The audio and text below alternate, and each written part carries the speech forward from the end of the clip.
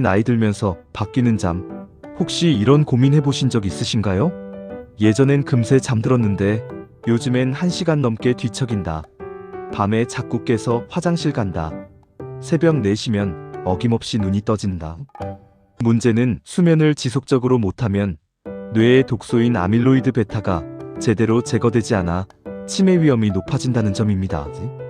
걱정하지 마세요. 이제부터 제가 30년 넘게 환자분들을 관찰한 후 내린 성공적인 결과를 여러분들과 공유하겠습니다. 수면 부족이 치매에 끼치는 원리를 비롯하여 적정한 수면 시간과 좋은 수면을 위한 조건, 수면제를 먹는 것이 수면에 도움이 되는지에 대해 자세히 설명드리고, 결론적으로 치매를 예방하는 최고의 뇌 영양제 3가지에 대해 속 시원하게 풀어드리겠습니다. 구독과 좋아요로 응원해주셔서 더 많은 분들이 혜택을 누리도록 도와주세요.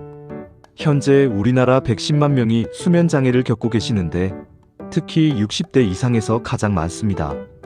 이는 자연스러운 노화 과정이에요. 우리 뇌의 시상하부는 몸의 시계 역할을 하는데 나이가 들면서 이 시계가 느려집니다. 잠들 때 체온이 1도 떨어져야 하는데 이런 조절이 잘 안 되는 거죠. 더 놀라운 것은 수면 호르몬인 멜라토닌입니다. 65세 이상이 되면 20에서 30대의 10분의 1만 분비됩니다. 55세부터 이미 급격히 줄어들기 시작해요. 깊은 잠인 서파 수면도 줄어듭니다. 젊었을 때 20%였던 깊은 잠이 중년 이후에는 3%로 줄어들어요. 그래서 8시간 잤는데 개운하지 않다고 느끼시는 거예요. 몸의 변화도 잠을 방해합니다. 남성분들은 전립선 문제로, 여성분들은 방광 문제로 밤에 화장실을 자주 가게 됩니다. 심장이나 콩팥이 안 좋으신 분들도 밤에 소변을 자주 보러 일어나게 되죠. 이렇게 자주 깨면 다시 잠들기 어렵고 제대로 쉰 느낌이 들지 않습니다. 더 심각한 것은 잠이 자주 끊어지면 뇌의 독소인 아밀로이드 베타가 제대로 제거되지 않아 치매 위험이 높아진다는 점입니다. 이런 변화들은 자연스러운 현상이지만 충분히 관리할 수 있어요. 지금부터 그 방법들을 말씀드리겠습니다. 내가 겪는 것은 어떤 수면 장애일까요? 노년기 수면 장애 중 가장 흔한 불면증에는 3가지 종류가 있습니다. 첫째, 잠들기 어려운 불면증입니다. 침대에 누워 1시간, 2시간 뒤척이는 경우죠. 보통 30분 안에 잠들어야 정상인데 그보다 훨씬 오래 걸립니다.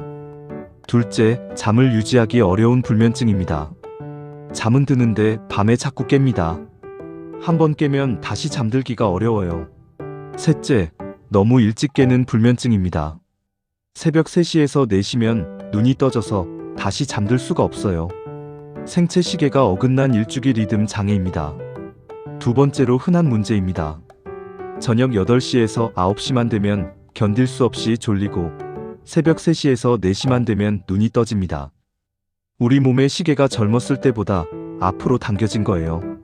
주의해야 할 수면 무호흡증입니다. 단순히 코를 고는 것과 수면 무호흡증은 다릅니다.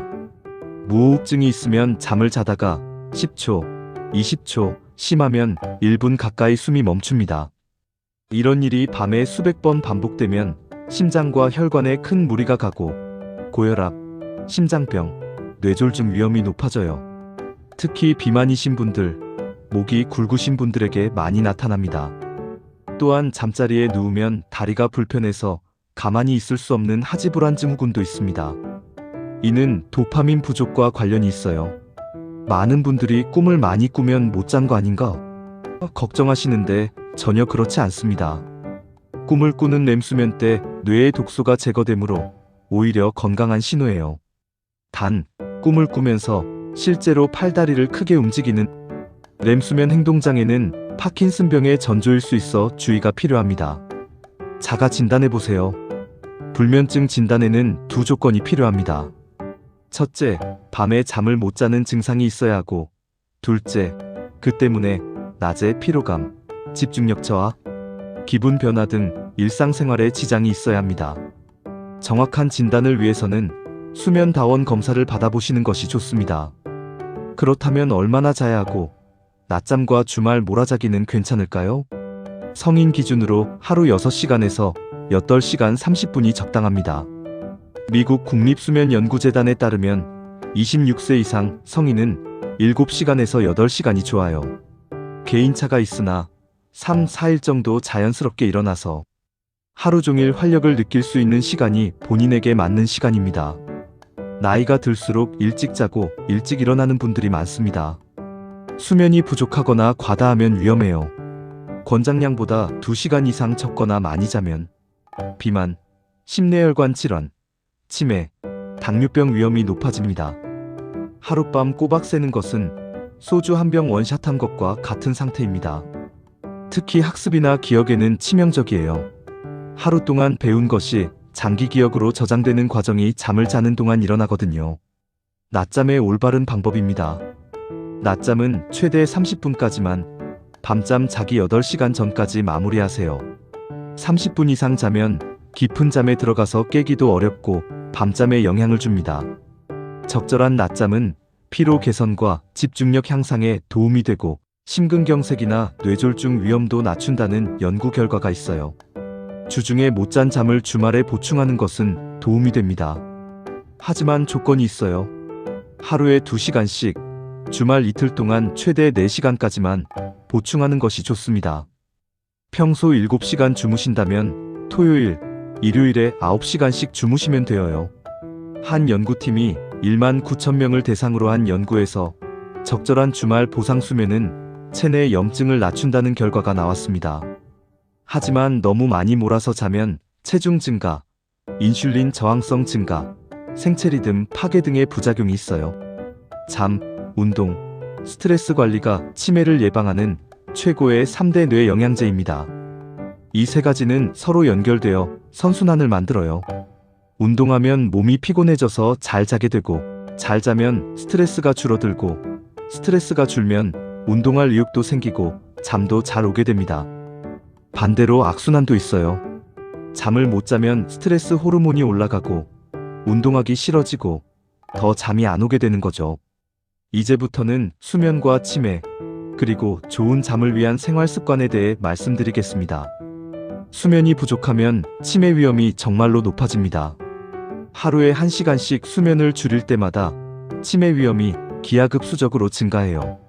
우리 뇌에는 글림파틱 시스템이라는 청소 시스템이 있습니다.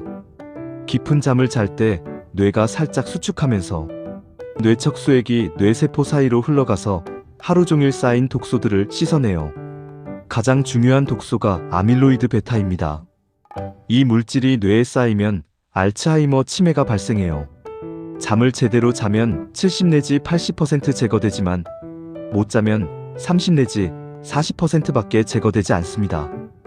특히 50에서 60대 수면이 중요합니다. 이 시기에 수면 패턴이 10 내지 20년 후 치매 발생에 큰 영향을 미치거든요. 좋은 잠을 위한 핵심 생활 습관은 1. 규칙적인 수면 패턴이 최우선입니다. 매일 같은 시간에 자고 일어나세요. 평일과 주말의 취침 시간 차이가 2시간을 넘지 않는 것이 좋아요. 2. 빛 관리가 핵심입니다.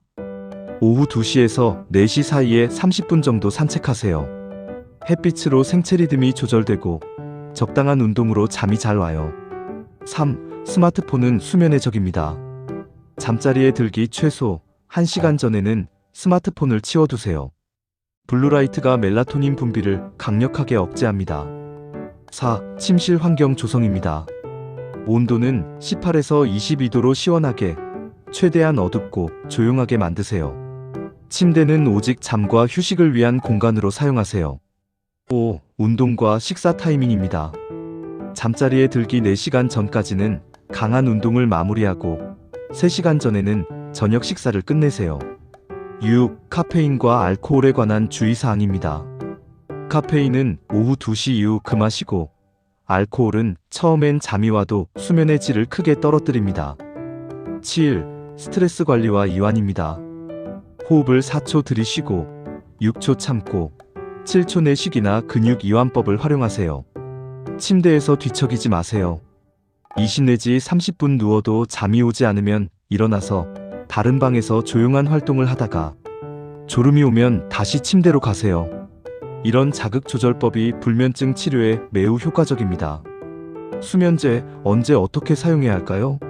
수면제는 효과가 있지만 여러 부작용이 있습니다. 특히 어르신들에게는 낙상 위험과 기억력 영향을 줄 수 있어요. 사용 원칙이 있습니다. 단기간만 2 내지 4주 이내, 최소 용량으로 반드시 전문의와 상의해서 사용하세요. 알코올과 함께는 절대 복용하지 마세요. 약국 수면제도 장기간 사용하면 기억력에 영향을 줄 수 있습니다. 수면제는 증상을 일시적으로 완화할 뿐 근본적인 해결책이 아니에요. 언제 전문가를 찾아가야 할까요? 다음과 같은 경우에는 반드시 전문가 도움을 받으세요.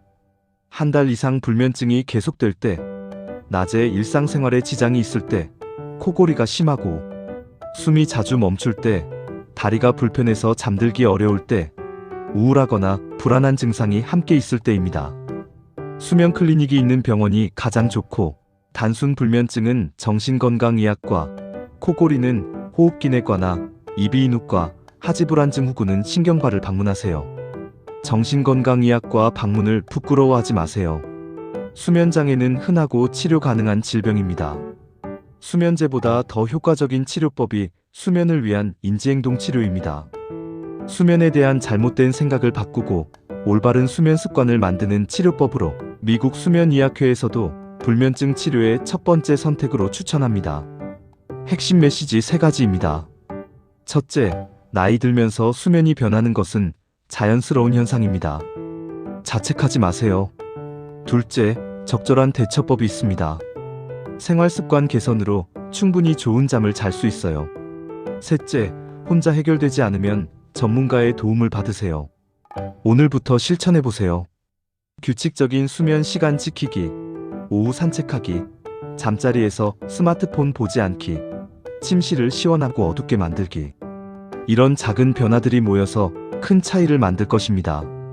수면은 시간 낭비가 아니라 투자입니다. 건강에 대한 투자, 뇌 건강에 대한 투자, 삶의 질에 대한 투자예요.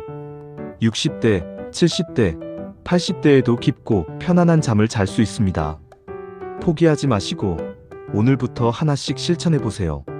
잠은 보약입니다. 이 보약을 잘 활용하셔서 언제나 건강하시기 바라며 오늘 밤부터 좋은 꿈 꾸시길 바랍니다.